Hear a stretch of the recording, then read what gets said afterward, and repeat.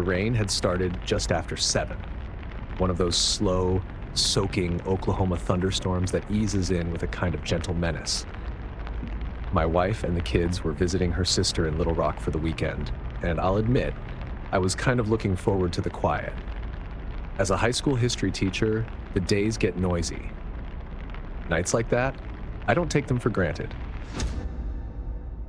I made a cup of chamomile tea, curled up on the couch with a stack of ungraded papers, and let the storm soundtrack take over. Thunder rumbled in the distance. The power flickered once, then steadied. I didn't think twice. Our house had been through worse storms and always held up. Every few minutes, lightning lit up the backyard like a camera flash. It was almost rhythmic. Bright burst, a breath, and then the low groan of thunder rolling in behind it. We live on the edge of a wooded area, so our backyard stretches a good 50 feet before it fades into trees. Normally, I find that comforting. That night, not so much. I just finished grading the 3rd essay when I looked up at the sliding glass doors.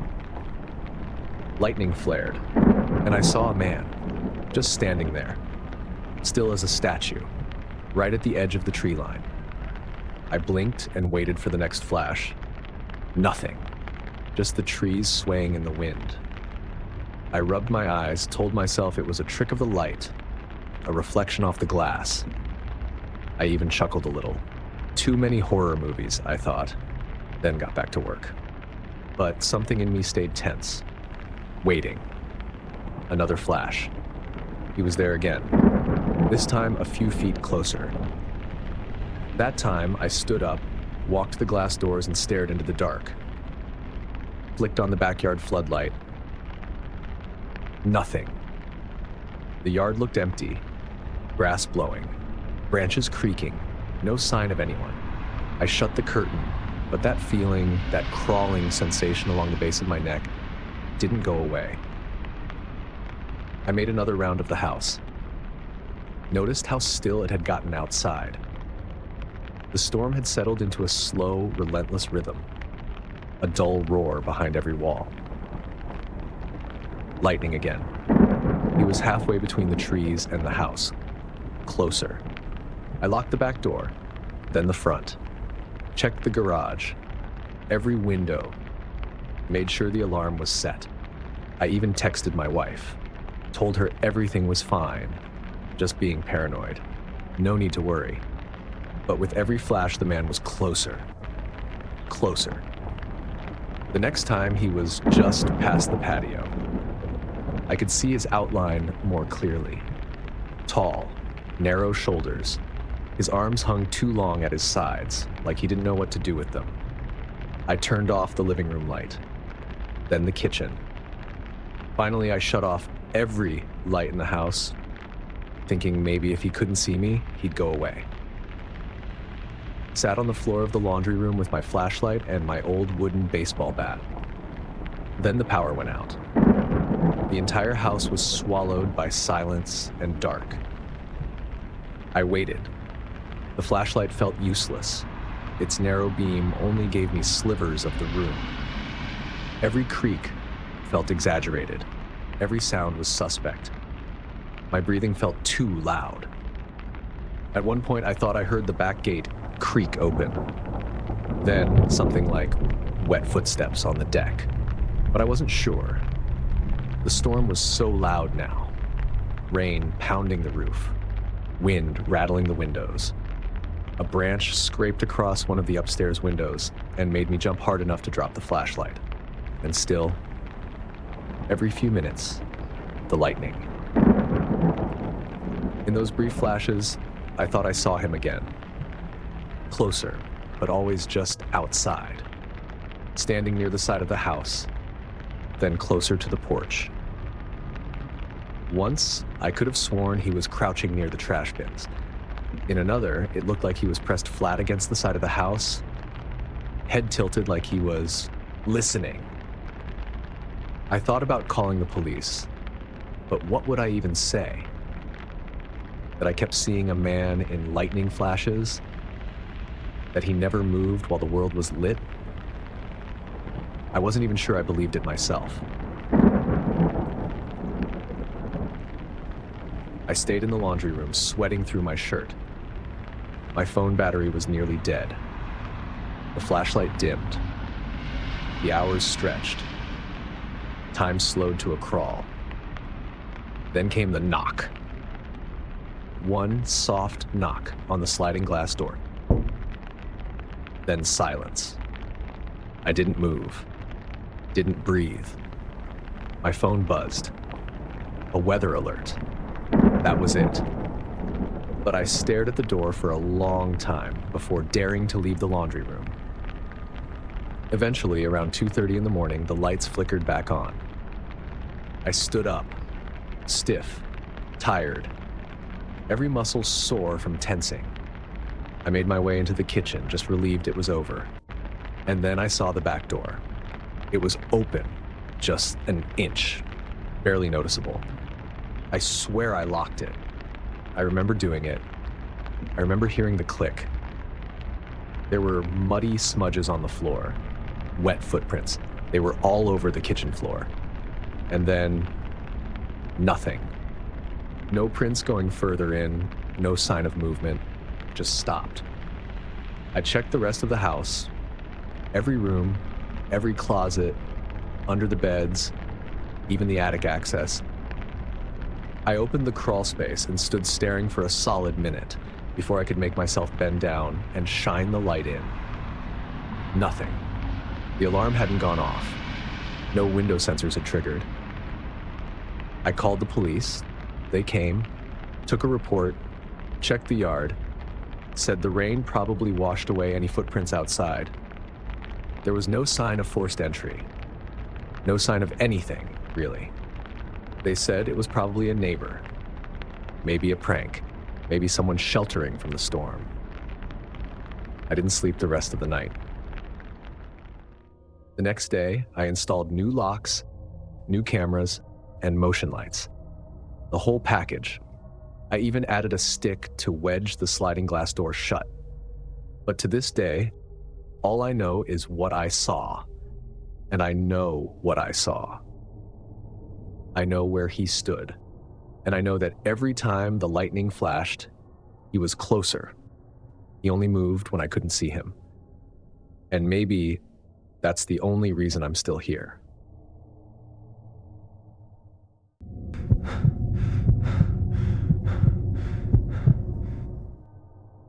I live in Springfield with my 8-year-old daughter, Mallory. Just the two of us, in a modest little house I bought about a year after the divorce. It's not much, but it's ours. Slightly crooked window frames, squeaky doors, and all. Home. The storm hit just after dinner. A thick, slow-moving summer storm, the kind Missouri likes to throw at you out of nowhere. We'd just finished spaghetti, Mallory's favorite, and were settling into a round of Uno in the living room when the power cut out. She gave this over-the-top gasp, giggled, and crawled over next to me. "Guess we're playing extreme mode," I joked, reaching for the drawer where we keep flashlights. I lit a couple candles and set them on the coffee table, while Mallory grabbed the sleeping bags and a pillow fort kit she got for her birthday. We made a night of it. She asked if we could camp out in the living room. I said yes without hesitation. These were the moments I lived for. We rolled out the sleeping bags, roasted marshmallows over a tea light, and played a made-up card game with rules that changed every 5 minutes. The storm rumbled outside, all heavy wind and slapping rain, but inside, it felt like one of those magical childhood nights. Until it didn't. We just finished our third round when Mallory stopped mid-laugh. She turned her head sharply toward the hallway that led to the kitchen and basement. Her eyes narrowed. "There's someone in the basement," she said. Just like that. No hesitation. No drama. Just a fact. I raised an eyebrow. "In your imagination?" I asked, trying to play it off. She shook her head. "No, I saw him." When I went to the kitchen to get my water bottle, he was walking down the stairs, his back to me. I froze, hands still holding my cards. What did he look like? He didn't have shoes, she said softly. He was just walking down the stairs. His head was down. I don't think he saw me. 1,000 things went through my head. Had someone broken in? Had she seen her own reflection in the sliding glass door? A shadow? A flicker of lightning against the wall? I stood, grabbed the old metal bat I keep under the couch, and told her to stay in the living room, right in the middle of the sleeping bags and light. I descended the basement stairs slowly, my flashlight beam carving through the heavy dark. The air was storm-heavy and humid, like breathing through a damp towel. The basement has always had a strange smell, a mix of old paint, earth, and moisture. But this time there was something else, something sour. I looked around the room. The workbench, the water heater, the laundry area all looked untouched. Then I saw them. Footprints, bare feet, muddy and Nevin, leading from the back basement door and ending beneath the staircase. No exit prints, no return trail, just one set, walking in. I approached the stairs slowly, flashlight trembling a bit in my hand. I leaned down to look under. Nothing. Just the usual mess of boxes, paint cans, and storage bins. Still, I searched the basement top to bottom, behind the furnace, in the crawl space, even behind the big plastic bins stacked against the wall. Nothing. Back upstairs, Mallory was sitting cross-legged in her sleeping bag, her flashlight aimed down the hall like a security guard on duty. I smiled like everything was fine. I said maybe she just saw her reflection, or maybe the candlelight played tricks on her. She didn't argue. She just laid down and zipped herself into the sleeping bag all the way up to her nose. I didn't sleep much that night. The next morning, the storm had passed. I checked the yard. There were muddy disturbances in the grass leading to the basement window well. No solid footprints, but I didn't like what I saw. I headed to the hardware store after work, bought motion sensor lights and a cheap indoor-outdoor security camera system. I didn't tell Mallory I installed the cameras. One above the back door, one facing the basement steps, and one on the porch looking out into the backyard. I figured if someone had actually been in there, I'd catch them next time. The following nights were quiet. Mallory stopped mentioning the man. Things started to feel normal again. Then, on the fourth night, another storm rolled in. The wind this time was violent, like it had something to prove. The power flickered and then went out completely just after 10 p.m. I grabbed my flashlight, tucked Mallory in on the couch, and went to check the fuse box in the basement, more out of habit than hope. That's when I saw the mud, fresh, on the top step. I descended carefully. The light from my flashlight was sharp, and it caught everything. The prints were there again. Bare feet, wet, uneven, leading from the back door to under the stairs. But this time, they weren't alone. Next to the prints was a towel, and on it, a line of snacks. Crackers, a juice box, one of Mallory's favorite fruit chews, all placed neatly, like an offering. I scanned every inch of that basement. I moved bins, unscrewed wall panels, even climbed halfway into the crawl space. Still nothing.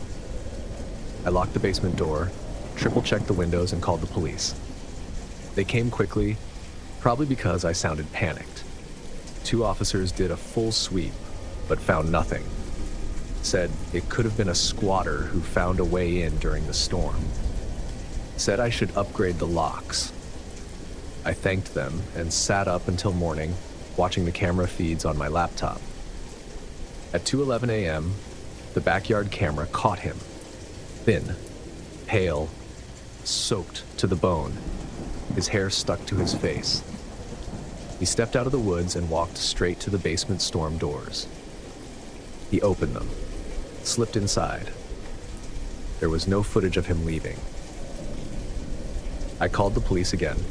This time they brought more guys. They searched everything, the attic, the vents, even the garage ceiling panels. Nothing. Mallory started waking up at night, screaming. Said she saw someone standing in the hallway outside her room. Said he didn't move, didn't speak, just watched. I installed more locks, added another camera inside the hallway. The next night, no footage of anything unusual. The night after, I caught it. A tall shadow, standing just outside Mallory's doorway, perfectly still for 9 minutes. Then gone. No door opened. No sound. No trace. That was it. I packed our things the next morning. Called a friend with a moving truck. We were out by the end of the week. I signed a lease on a third-floor apartment with security cameras in the hallway and a doorman downstairs. Mallory started sleeping through the night again, but sometimes when it rains, she asks me to check the hallway, just to be sure. And I always do, because we never found out who he was, and we never found out if he ever left.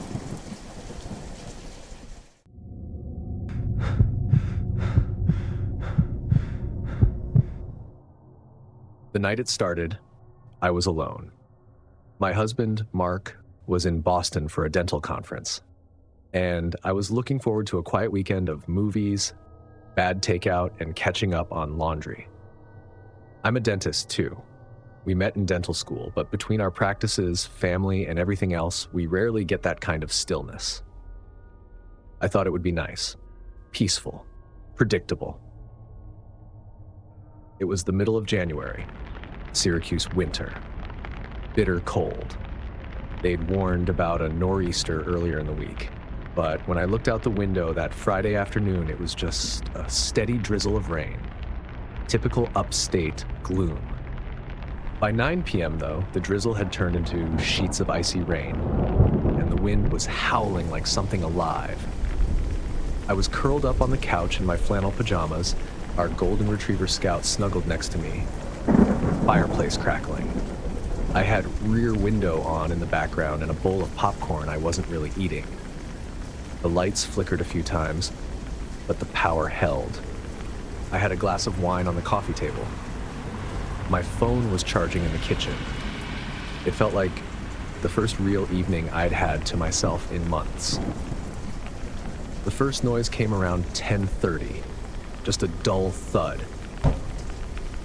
I assumed it was a branch hitting the roof, or maybe snow shifting.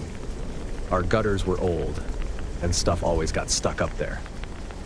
Scout's ears perked up, but he didn't bark, so I figured it wasn't a big deal. Then came another thud, and another, heavier, spaced apart like footsteps. Scout growled, low and long, not something he did often. I muted the movie, sat still and listened. I remember the way the wind rattled the window panes, like something trying to get in. The sound came again, 3 thuds, moving across the roof. I stood up and walked toward the front of the house. The footsteps seemed to follow, pacing the length of the roof. Not fast, not erratic, just pacing. I told myself it was ice cracking. The wind, maybe an animal, a raccoon, even though it sounded too heavy. Scout stood in the center of the living room, eyes locked on the ceiling, tail stiff, nose twitching. I decided to call the non-emergency line for the local police. The dispatcher was calm, polite. She said she'd send someone to drive by and check. Said it was probably just the storm playing tricks. I waited with the flashlight in hand, Scout glued to my leg. About 15 minutes later, headlights flashed outside. An officer knocked on the front door and shined his light up at the roof. His boots crunched through frozen slush as he circled the house. He didn't see anything. Walked around the property, checked the yard, then said he saw no tracks, no signs of anyone. Probably the wind, he said with a sympathetic shrug. I nodded, thanked him, and closed the door, then triple locked it. I left the porch light on and closed the blinds.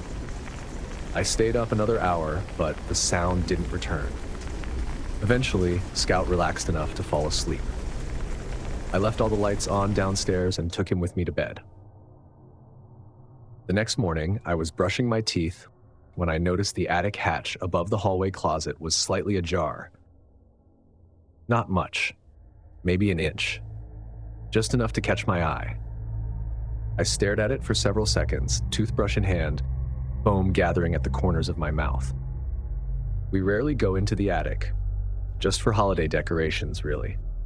I pulled the step stool from the laundry room and pushed the hatch fully open. A cold draft spilled out. I caught a faint whiff of something musty, like old fabric, or something that had been damp too long. I grabbed a flashlight and poked my head up. Dust, insulation, a plastic tub of Christmas lights, and footprints. Faint, muddy smudges across the plywood floor of the attic. They weren't there before. I would have noticed. I climbed up slowly, sweeping the beam of my flashlight side to side.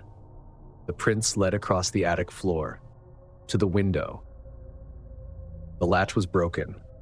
The window was cracked open, letting in slivers of icy air. I backed down quickly, locked the hatch. My hands were shaking. I called a contractor that afternoon to inspect it. Told him I thought the window might be loose. Left it vague. He came the next day, checked the roof, the attic window, the frame. Looks like someone jimmied it open, he said. Could have gotten in from the roof. Or out. There was no damage to any doors or windows. No signs of forced entry anywhere else. That attic window was the only access point. I installed motion lights the next day, ordered cameras online, and moved down to the guest bedroom with Scout. I didn't want to sleep directly beneath that hatch anymore. Mark came home 3 days later. I didn't tell him everything. Just enough. He offered to call the police again. But what could they do? There was no footage, no face, just wet footprints that no one could explain. That night, the cameras were finally installed and synced to my phone. I stayed up late, nervously watching each feed on rotation: living room, backyard, attic hatch. I even set one to face the side yard, just in case. The worst part? The storm that night was so loud. Between the thunder and the wind screaming through the trees, it made it almost impossible to hear anything else. Whoever left those prints could have walked right through the house, and we wouldn't have heard a thing. For weeks, Scout would stop in that same hallway at night, stare up at the hatch, and growl. I still check the attic latch every night before bed. I still keep the motion lights on. I still sleep with Scout close. Because it wasn't the footsteps that scared me most. It was knowing someone had stood right above me, pacing, listening, and I never heard them.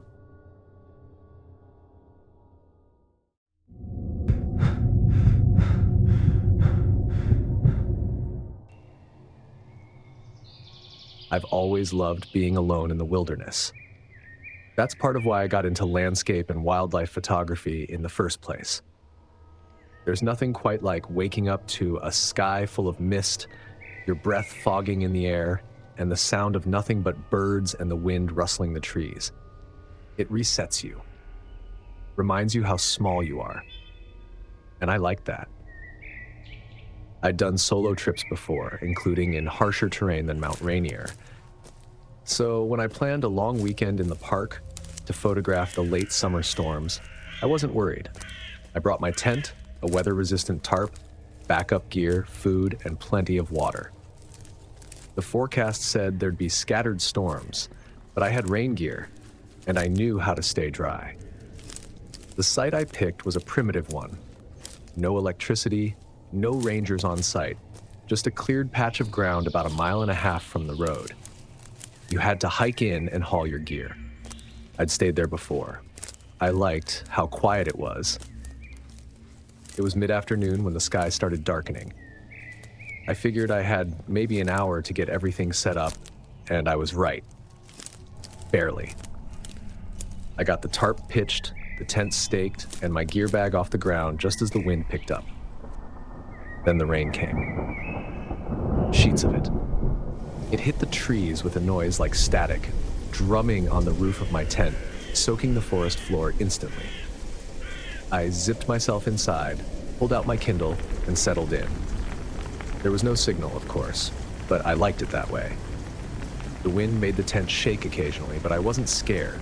I'd weathered worse. By nightfall, the rain was relentless, the kind that makes it impossible to hear anything more than a foot away. I ate a protein bar, flipped through a few chapters, and tried to ignore how the wind had taken on a howling edge. Around 8:45 p.m., just after full dark, I heard the first voice. Hello? It wasn't loud, but it was close, outside my tent. I froze. Hello, you in the tent? I unzipped the flap about 3 inches. There was a man standing just outside the glow of my lantern, wearing a tan rain jacket with a badge stitched to the chest and a flashlight in one hand. He smiled like he was trying to put me at ease. Evening, ma'am. I'm with the Park Service. We're doing a sweep to make sure campers made it in okay before the storm. The badge looked off. Not a patch, not embroidered. Printed. His jacket and boots were pristine, no mud on them. His flashlight wasn't a regulation model. I'd seen the real ones before. They used industrial-grade LED floods. This was a basic camping flashlight from any hardware store. Still, I kept my voice calm. I'm fine. Made it in before the rain. Planning to hike out tomorrow. You up here alone? He asked, squinting as if trying to look inside. Nope, I lied. My boyfriend's in the other tent. He looked behind me. There was no other tent. He went to check the trailhead. We're leaving early. The man nodded slowly. Good, these storms can bring down branches. A lot of flash floods up here, too. We've camped here before, I said. He didn't move, didn't smile again. Well, he finally said, just making the rounds, stay dry. Then he turned and walked into the trees. I didn't sleep. I kept the light on in the tent all night, bear spray in my lap, hand on my knife. The storm kept coming in waves. The wind howled. Thunder shook the ground. Around 3 a.m., I started to drift off. Then I heard the zipper, the sound of fabric teeth parting. It was my tent. I didn't breathe. I didn't move, just reached slowly for the knife. There was silence, then a soft rustling sound like someone crouching. I looked through the tiny gap in the corner of the tent wall. He was there, the same man, kneeling by the flap, his hand hovered over the zipper. He wasn't opening it, he was just holding it, watching. I shifted just slightly, enough to make the sleeping bag crinkle. He looked up sharply, then stood and backed away into the trees. But I heard him out there, off and on for the next hour. Sticks snapping, something brushing the tent wall. Every time I turned my light off, I'd hear a shuffle like he was getting closer. Every time I flicked it back on, it stopped.